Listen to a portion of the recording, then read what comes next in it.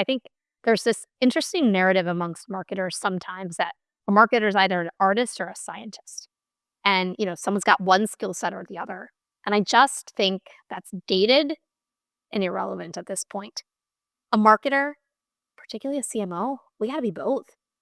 And we've got to be able to figure out how to have the big ideas and work with folks to bring them to life. But at the end of the day, because marketing requires investment, we got to be able to prove the worth of those big ideas and the value that they create for consumers. That requires research, that requires analytics, that requires data. And I think that more and more, all marketers need to have both skill sets. Maybe that's a high expectation or a high bar, but I think it's really important. I'm Eric Fulweiler, and this is Scratch, bringing you marketing lessons from the leading brands and brains rewriting the rulebook from scratch for the world of today. Hey everyone, my guest today is Radhika Duggal. She is the Chief Marketing Officer of Major League Soccer. So, big brand, very big business, especially when you talk about soccer and football globally. Fascinating conversation about the journey that the MLS has been on since their founding in 1996. And actually, one of the things that I've seen, having lived abroad in the UK for almost a decade now, actually, is the growth of the EPL, the English Premier League in the US. But actually, there's some research that came out recently that the MLS has now eclipsed the EPL and La Liga, the Spanish league, in the US as the most viewed, most popular soccer league, which of course it's American, but I think it is definitely testament to the work that Radhika, and as she rightly calls out, the teams that have come before her on the marketing front have done. So the MLS is in a great spot. They're actually also on track for their highest attendance ever in a single season this year. So we talk about what she's doing, the playbook that she's bringing to driving growth of the MLS brand, including, of course, being able to leverage assets and celebrities like Lionel Messi, Olivier Giroud, and big European players that are coming across the pond to the US. We also talk about her commitment, her passion for data-driven marketing, what she thinks the present and the future of that look like, and how we as marketers need to upskill ourselves to be ready for a future that is as much, if not more, science than art. And also, we actually start the conversation with a really interesting chat about her side hustle as a professor of consumer behavior at New York University. So much good stuff in here. I know you're going to enjoy it. Without further ado, my conversation with Radhika Duggal of the MLS. All right, Radhika, thank you so much for making the time. I am really looking forward to this one, I have to say. We haven't met before because I wasn't able to join the briefing call. I played soccer, football for our UK and European friends all growing up. One of my best friends in middle school in the Boston area had the original season tickets to the New England Revolution.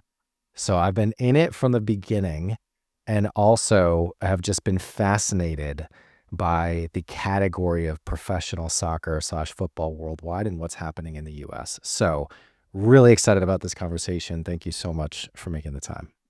Thank you so much for having me. Where are you calling in from, by the way? Where are you based? We're in New York City. New York. Okay. Awesome. Yes. Where are you? It's where I moved from to come to London 9 years ago, and still do a lot across the pond. All right. So let's get into the conversation. Before we talk about everything going on in the world of MLS and soccer, the question that we ask every guest: what is one challenger brand you're particularly passionate about right now, and why? I have an obsession with Liquid Death, the water brand. And part of the reason for that, most of the reason for that, is because I really admire their marketing. I think about a challenger brand, especially as someone who's worked at really big companies and at really little companies, as the brand that's up and coming with less market share. And what can you do from a marketing and a brand perspective to steal market share or build a brand that is valuable in the market? And I think there's a couple of things that Liquid Death just does beautifully, and geez, I wish we could replicate those things across many of the jobs I've had over the last couple of years. First, their branding and their marketing, which I typically think of as two different things. Their branding is just cool. It's edgy, it uses humor, it uses irreverence. They've done something to capture a consumer base that is so special and unique based on the brand that they've built. And their marketing campaigns, separate from branding, but their marketing campaigns that draw from that brand, they do that very seamlessly. Every piece of marketing that you see from Liquid Death ladders up to that brand. It shares the same message, it looks the same, it feels the same, and I think that cohesiveness is really important.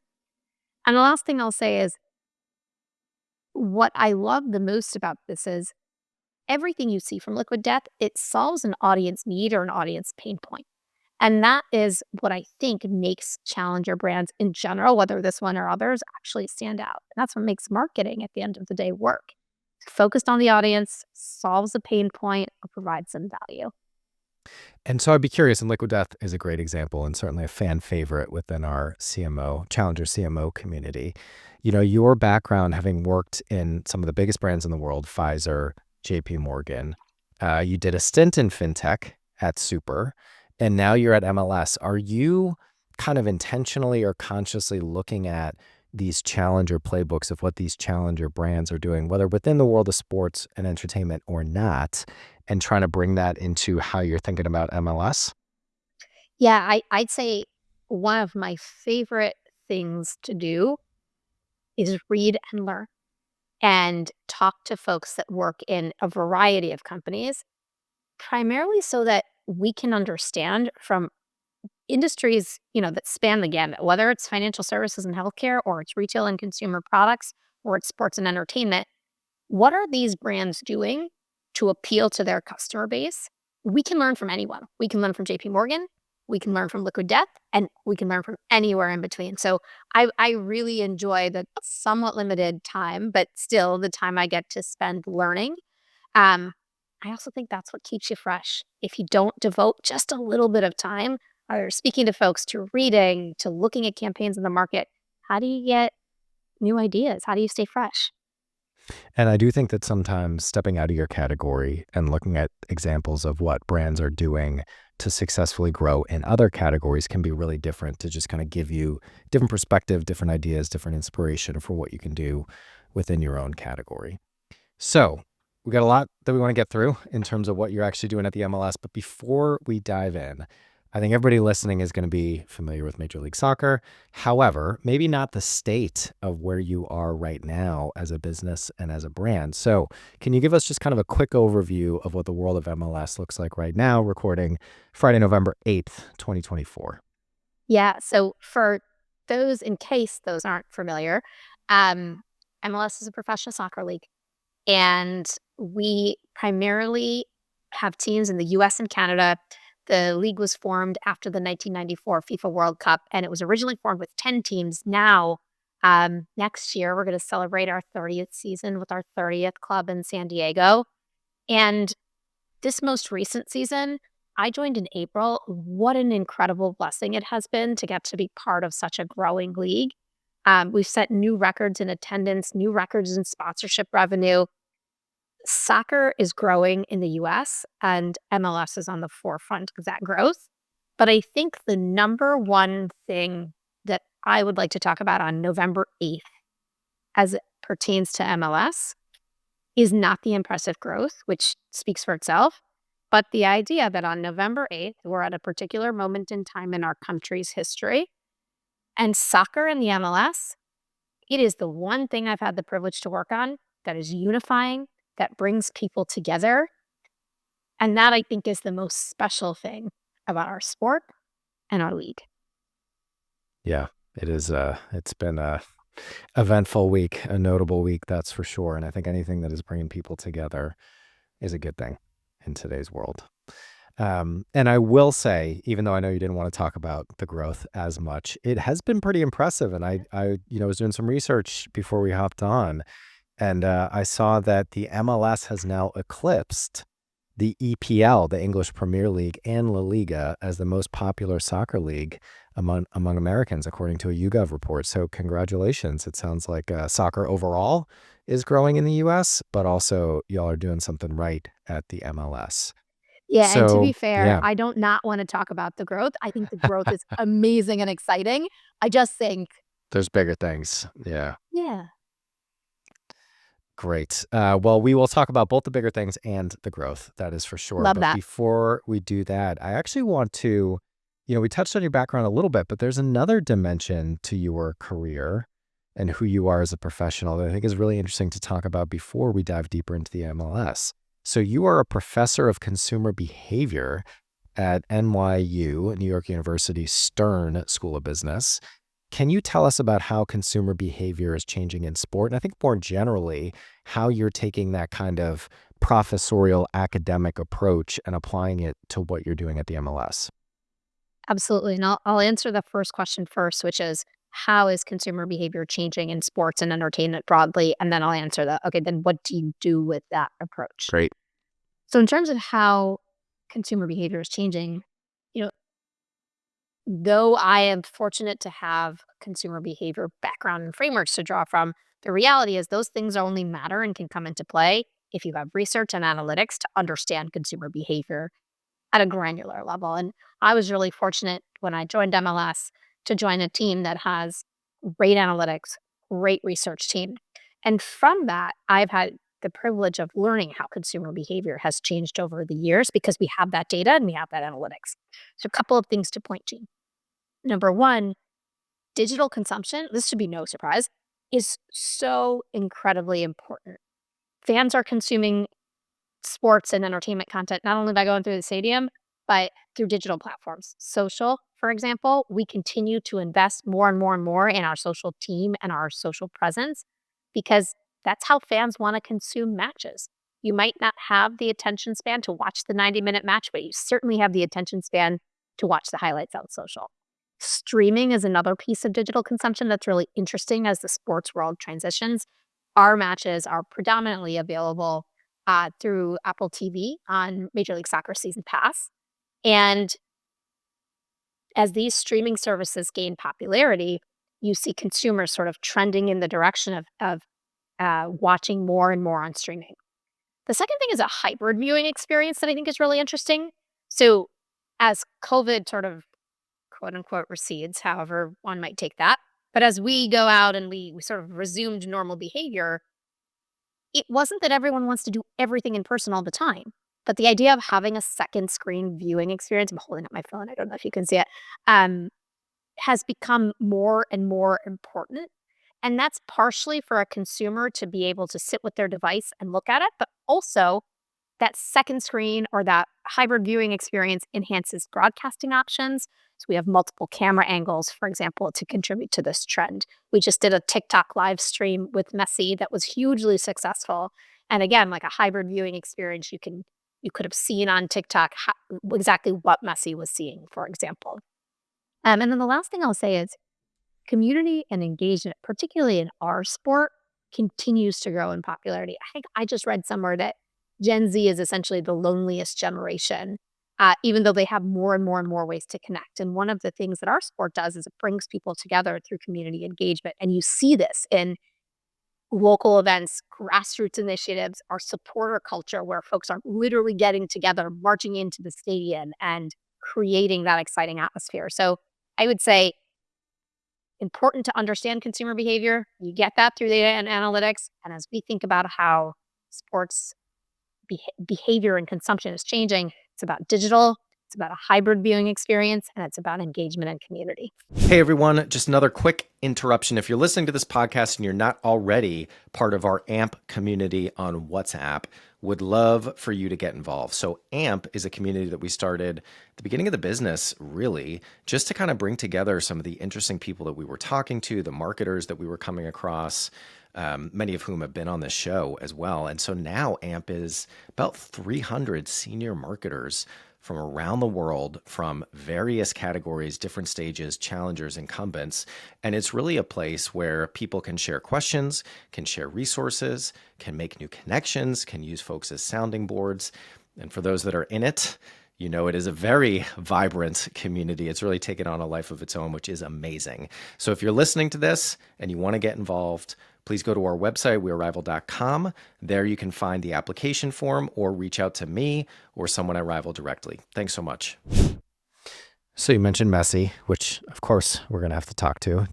Took us 10 minutes, but that's going to be a big part of any conversation about how the MLS is growing. But Before we go there, I'd just be curious from your perspective as a professor of consumer behavior, and also given how important consumer behavior, shifting demographics, culture is to what you're trying to do with the MLS, are there any other trends that you think our listeners should really be paying attention to, or that you view as like big opportunities or maybe even risks out there right now for brands in the US? Yeah, I think a risk is something that's interesting to talk about. So, 2020, brands were all about making social statements. And I would say brands made a lot of social statements, whether through whichever channels they had at their disposal. Now, one of the things I observe as I watch brands, whether in sports or outside of it, um, I observe brands really backing off of that, particularly because if you look at consumer sentiment, when a brand makes a social statement, if that brand doesn't go all in and do well more than making a statement, consumers are smart, they are savvy, and it is not well received. And so, one of the things I think is really interesting is we went from this time where consumers were really receptive and wanted brands and leaders to make statements that were social and political. We've swung the pendulum in a way that's very interesting, where consumers are more skeptical, they are vocal and critical of brands that don't back up what they speak about. And I think that's a really important lesson for brands to be thinking about, which is it is important to know what you believe in and what you stand for as a brand. And when but you need to choose what those things are and then go all in on that sort of one or two things. But then make sure every message that you put out there is grounded in what you think consumers want to hear from you. If it's not going to land. And I think that's a real risk. Yeah, it is, recording this week, it is interesting to talk about because one of my personal struggles this week, if I'm being honest, is like, obviously we're a tiny company, we're 30 people. But still, I'm like, what do I say? What do I don't say as an American expat living in the UK with people that are American, have an office in Boston, and people that are American expats living in other places, and people who aren't American but have perspective on it as well. So I think that, as the line blurs, if we really zoom out and talk about the last 50 years, the line blurs between personal and professional lives.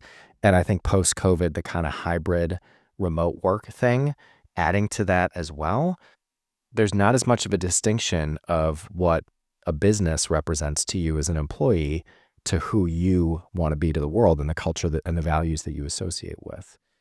And so I think I hadn't thought for a little while about kind of all those statements that came out. And I think the risk of them not being authentic, we have actually talked about less so recently, because I feel like it's kind of died away, but I'd be curious to your perspective on this, kind of the purpose-driven brands. And that I can certainly relate to, as we saw so many businesses try to kind of slap purpose onto what they were doing and not actually changing Yeah. anything.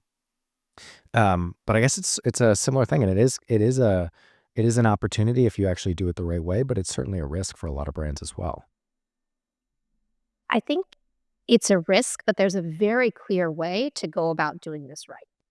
First and foremost, you need to know as a business what is the value you provide to consumers and that consumers expect from you. So Bain in 2015 created this thing called the Bain Values Pyramid. It outlines primarily the 30 values or types of value that a consumer-focused organization can provide to consumers. Like nobody needs to invent the wheel. It's there. And if you as a business can figure out, and it's typically a role that falls within marketing, what is the value that consumers want you to deliver to them? If you can stay focused on that value and messaging around that value, it will land. It will be consistent, build your brand around that, really focus there. I think that the risk comes when you start to try to go outside of that. That's a big risk. I think the second risk comes when you don't deliver on your marketing message, right? There's no substitute for truth in advertising. Don't embellish. Consumers are smart. They will call you out on it. And so I think really staying grounded in the value that consumers expect from you and that you want to deliver to consumers is important. And being really honest and truthful is really important. Yep, that authenticity, relevance, 100%. So let's come back to the world of MLS, your world right now. You mentioned Messi, so I was going to come back to it. I think the way that I want to get into this conversation is obviously, this is kind of a tried and true playbook of what you're doing with the MLS, also what, the whole world of Saudi is trying to do with Ronaldo going over there. These athletes, but really celebrities, these huge brands in themselves that carry so much weight, so much awareness, so much equity with wherever they're going to go. That's obviously been a big asset to building the brand and the business of the MLS. And I will say, beyond the YouGov study that we stated already about eclipsing EPL and La Liga in the US, you're also on track to have the highest attendance record this year. Halfway through the year, or halfway through the season, I should say, you're 8.6 million fans, which is amazing. So this is all working. I guess, I'd love to talk about kind of the playbook more broadly of how you're thinking about driving growth for the MLS business. But of course, having assets like Messi, like Giroud, who came over recently, and like many others before them, going all the way back to Beckham, who kind of broke or set the mold with it. How do you think about them and that asset within the broader playbook of how to drive growth of the MLS brand through marketing? Yeah, so I say a couple of things. First and foremost, that we have Messi, that we have Giroud, that they choose MLS, that's a testament to the momentum of the league and how much it is growing. What an incredible just opportunity as a marketer to have these global icons as part of our marketing strategy. But I then would say a couple of things. Number one, what they do is they drive awareness. But awareness is a flash in the pan. It is literally lost in seconds if a marketer doesn't do something to harness it. Awareness up here at the top of the funnel, you actually have to take that and move it through the phases of the funnel in order to create conversion, in order to create a fan. And we are very focused on that, saying, all right, we have these amazing upper funnel awareness drivers. How do we take that awareness that comes from a fan, collect that fan's record, their email, their phone number, whatever? How do we then have very clear and concerted journeys that interest that fan so that we can nurture them and turn them into fans that over time convert, whether that's buying a ticket, whether that's buying a jersey, whether that's subscribing to season pass. But the reality is that awareness is the start, and it's incumbent upon marketing teams to take that awareness and turn that into fandom. And that is a process that requires real thought and care for who those customers are. And is there anything else you can talk about that you're particularly excited about on the MLS marketing roadmap? It could be actually something in the past that you've done recently, but any kind of like campaigns or initiatives, or what's some of the exciting stuff that you're working on right now? I think incumbent upon me to say all of the things I have the benefit of working on today are because of the incredible work the team has done to date. I'm not starting from scratch. This team has been around since 1994, doing incredible work, and particularly the Our Soccer campaign, which is live and in market right now. That is a campaign that has been relevant year over year and has built our brand, and that's a testament to our incredible team. So I want to start with that. That's the most important thing. For the things I have the privilege of working on today, we're really focused on thinking about how do we do full funnel marketing? So how do we do fewer, bigger, better top of funnel brand campaigns focused on tentpole moments? So season kickoff, for example, or the moment we're in right now, which is playoffs and cup. How do you make those moments as big as they can be? How do you use them to be upper funnel awareness drivers? And by the way, advertising is one way to do that. Partners are another way to do that. How do we use every lever at our disposal to turn those into big marketing moments, collect those fan records, and nurture those fans so that they become loyal fans that interact with our content, so that they buy a jersey, buy a ticket, etc.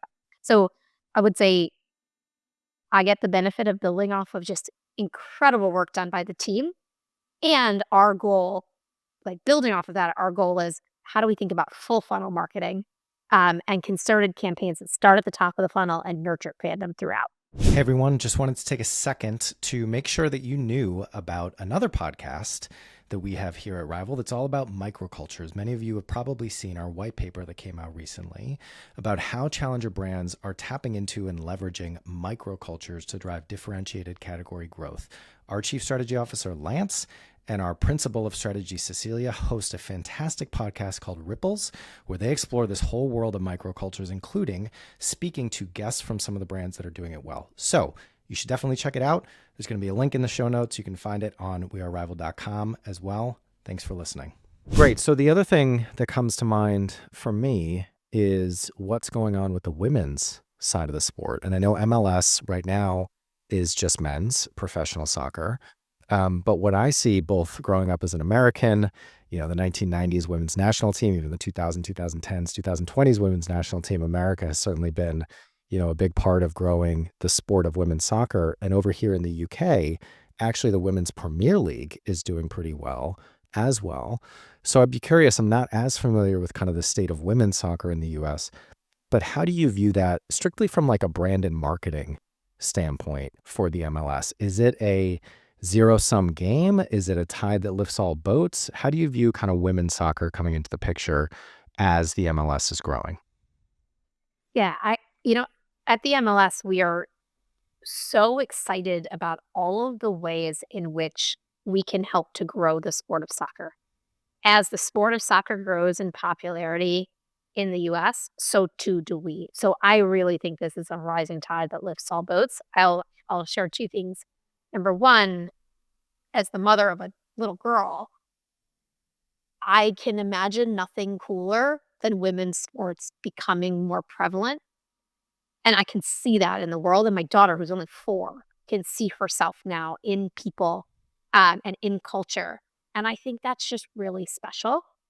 The second thing is, we're really focused on capturing families, right? Like people are price and time inelastic when it comes to doing things with their families, especially when it comes to entertainment options. And I really think that this idea that little girls, 50% of the population of children, can see themselves playing soccer, have heroes to admire who look like them that are playing soccer, all that does is it increases the popularity of the sport. And that is something that MLS will benefit from, NWSL will benefit from, and I think consumers will benefit from. So I think it's really exciting.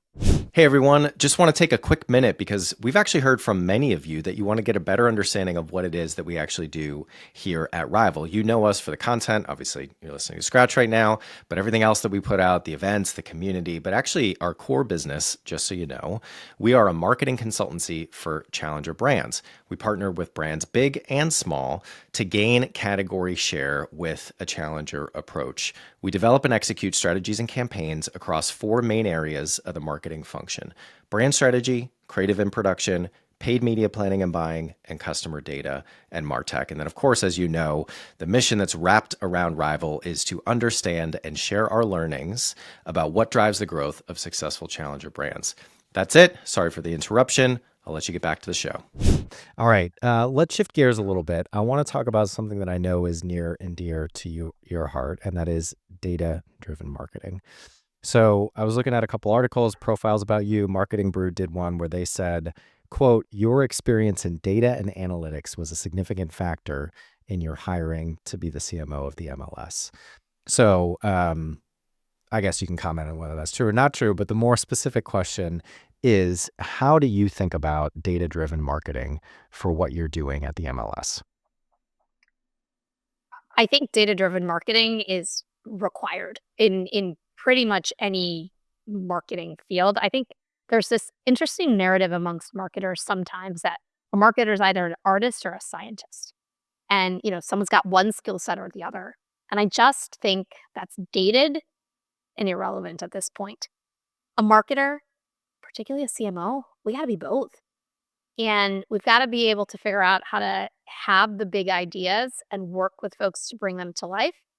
But at the end of the day, because marketing requires investment, We gotta be able to prove the worth of those big ideas and the value that they create for consumers. That requires research, it requires analytics, that requires data. And I think that more and more, all marketers need to have both skill sets. Um, and maybe that's a high expectation or a high bar, but I think it's really important. And so, can you tell us a little bit more if we double click and kind of like open up the hood to the extent you can share on what that means within the MLS?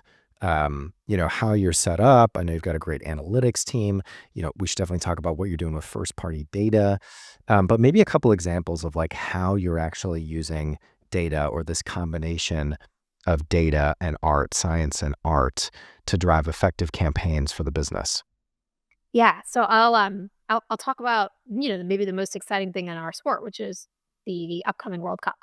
Um, as a business, we know that we are so representative of soccer in America, and we want to be loud in market during the World Cup. But the World Cup is arguably the most expensive media market ever. And so we know we're not going to have the advertising dollars to buy our way into that share of voice. So instead, what we're doing is we're saying, okay, how do we create as an enterprise, right? Remember, as an enterprise, I've got my marketing team, but we have 30 clubs, each of which have their own marketing teams. So how do we go to market as an enterprise?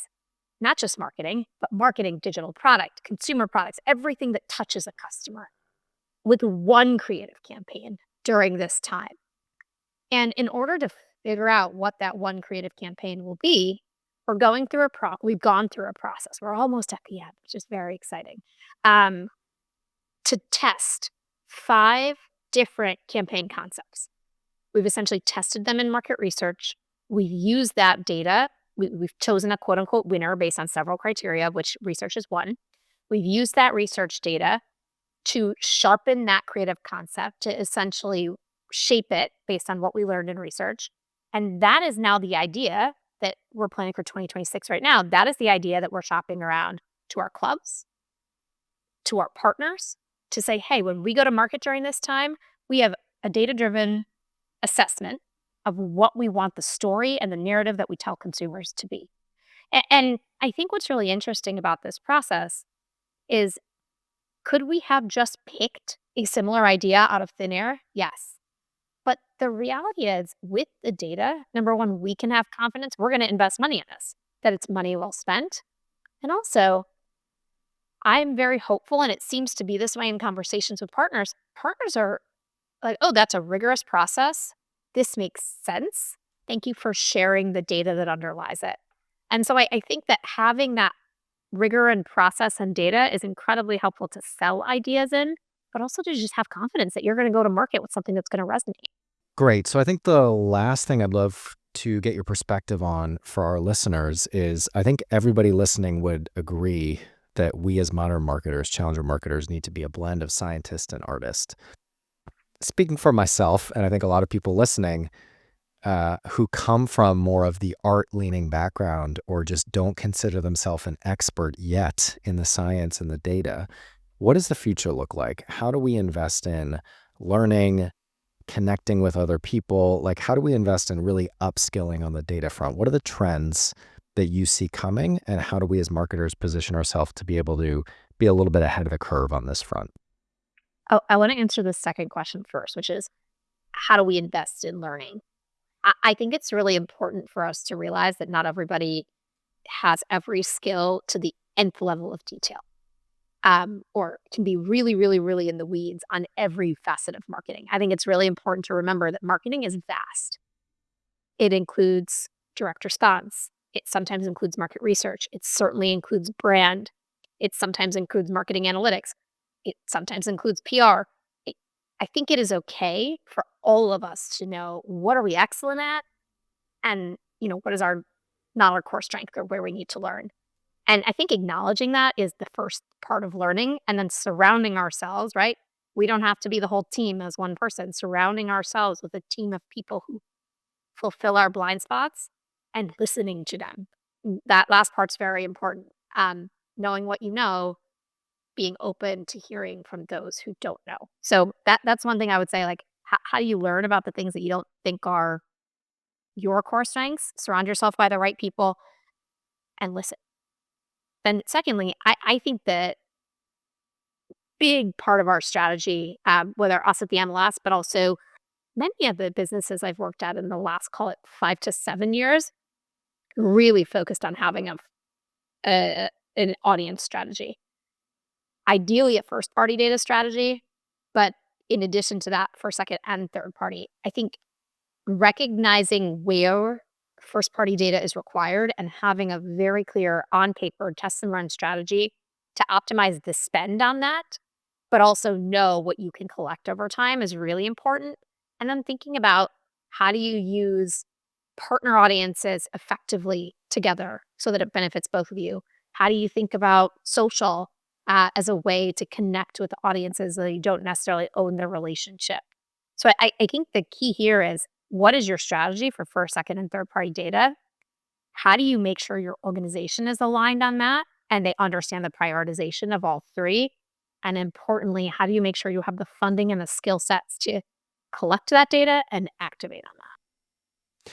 And obviously, you know, science, art, data, it all comes out through and to human beings. And I know one of the things that's really important to you is kind of that balance of the data and the humanity, both in terms of how you reach your customers or potential customers, but also internally with your teams. And it was interesting reading that Marketing Brew profile because it talked a little bit about some of the things that you've done on the internal side, on the human side. So I'd love for you to touch on maybe just, what does that mean to you, balancing the data and the human, and what are some of the things that you've done already in your tenure as CMO of MLS to kind of bring that to life? I think what's really interesting is data or artistic creativity, none of that is possible without people. And people, especially in a work environment, need to feel motivated, excited, and cared for. And those are hard things to do as a leader and to do that in a way that's authentic to you. So, some of the things we've done at MLS in the last 6 months, my wonderful team was brought together over the last, call it 1 year.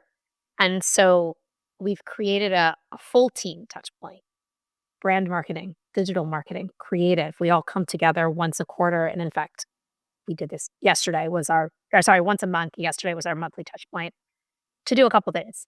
Make sure each team has a chance to share some of the work they've been doing over the last month that they're proudest of. And then most importantly to me, celebrate the accomplishment. So we literally like give someone like an award um, for and recognize them for the work that they've done. And I think just making people feel seen and heard and recognized in those big forums is really important. Secondly, we started doing office hours. So I do monthly office hours. Like 2.5 or 3 hours long. They're 15-minute slots. People sign up, and sometimes we talk about work. Sometimes we talk about life, and either is fine. But as you know, like when you have a larger team, it's hard to get to know people. And I gotta tell you, these office hours are like the best part of my month because I get to know people that I don't interact with on my own team on a daily basis. And then the last thing I'll say on what have we done to try to create a little bit of culture outside of we do quarterly happy hour. But the thing I am most excited about is every Thursday we have something called Player of the Match Day. We have these cards that literally say Player of the Match Day on them. They sit at my desk every Thursday. We take a minute to write a thank you to someone, like post it up on a wall in the office. And I think there's a couple of things that come from that. When you have a bad day and someone gives you a thank you, and by the way, everyone has a bad day every once in a while, right? Like it's work, right? If someone sends you a thank you, it really means something. Even when you have a good day and someone sends you a thank you, it really means something. The fact that we write them out by hand, I think makes them that much more special. We have some of the most artistic people I've ever seen. So we have these beautiful illustrations on these cards. They're up on a wall in the office. People walk by and read them. That is by far and away one of the best parts of my day, is to walk by that wall and realize that like we're really connecting with each other. Big fan of thank you notes. I think a little bit of that can go a long way, particularly with where the world is right now. All right. Radhika, we are almost out of time, but before I let you go, I'd love to ask you just a few quick hit, one sentence lightning round questions. Starting with, what was the first marketing job you ever had? I worked at my parents' store when I was 8 years old, running the cash register, but importantly, walking around from housing development to housing development and putting flyers basically under the door or hanging them on the doorknobs, trying to drive traffic into the store. 8 Love years it. old. I do. First of all, I think retail is a great experience for people that want to go into marketing. That's where I started, like waiting, bartending, etc. But yeah, he's starting with the grassroots, Yeah. direct mail, Drive foot dropping traffic. flyers and moving up. There you go. Yeah. Next question. What is the best piece of career advice you've ever received? I don't think this is advice I received. I think it's something that I've learned. I stumbled into making a good decision. Just pick the right partner. This might be more relevant as a woman than as a man. Like my husband and I debate this all the time. But geez, I'm so grateful to have him in my life, and he has really supported and supercharged my career. Love that.